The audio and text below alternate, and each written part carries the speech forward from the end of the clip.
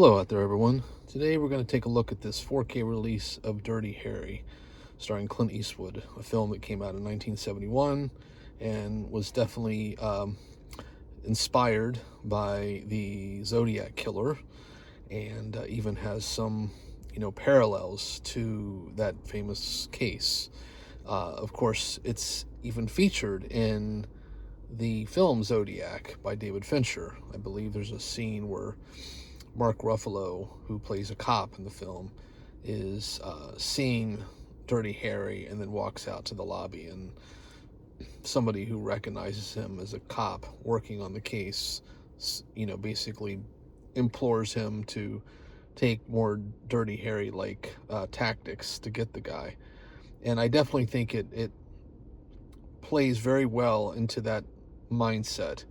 You certainly root for Clint Eastwood's character Dirty Harry, and while admittedly to apply those tactics as the default would, I think, be a terrible mistake, but it does present a nice sort of case study on sometimes you have to do what you're going to need to do to get somebody.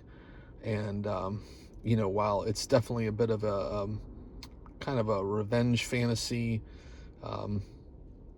I think that it does a pretty good job at sort of justifying its own existence, despite the fact that there are definitely problems with utilizing this approach for everything. You end up with a system that's not built on laws, but basically kind of like a Judge Dredd type of situation. And that's almost what the Dirty Harry character is playing, is judge, jury, and executioner.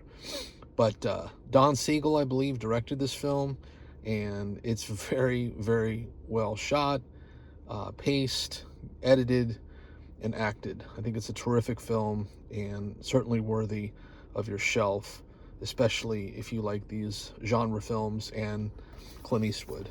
Now, this release has over 4 hours, as it says, of special features, including several really interesting documentaries, or supplements, rather, I should say, on the making of Dirty Harry.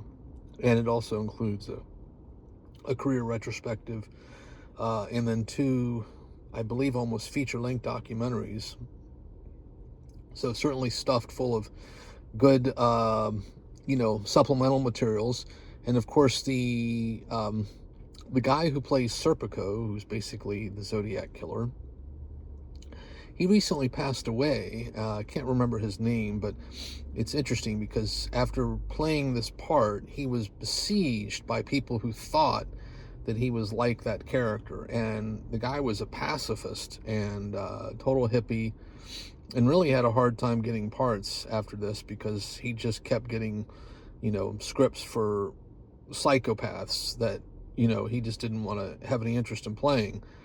I think he even ultimately said he regretted making the movie because of just how pigeonholed he became after this film, and how many people, again, just came up to him and just treated him pretty badly, I guess. Kind of like the actor who played King Joffrey in Game of Thrones. I remember he was in Hellraiser, this actor who plays the Serpico killer, and I think he played the nice father of Kirsty. So he did get work afterward, but I believe that this role sort of ruined his career to a certain degree. So with that, I would just say the PQ and AQ on this are stunning. I mean, it really does look good, and that is something that I think is important with a lot of these 70s films in particular, is oftentimes the audio wasn't great. They didn't have the best sound design back then or ability to capture dialogue without fixing it in post. And you could always tell when dialogue was recorded in a room and then overlaid over the scene. It just didn't sound right. And I think with this restoration, it minimizes that to a large degree. And I just think this is definitely part of the zeitgeist, and a film that I think is one of Clint's best. So on that note, please do take care out there, everyone. Stay safe, be kind, and by all means, Keep watching good cinema.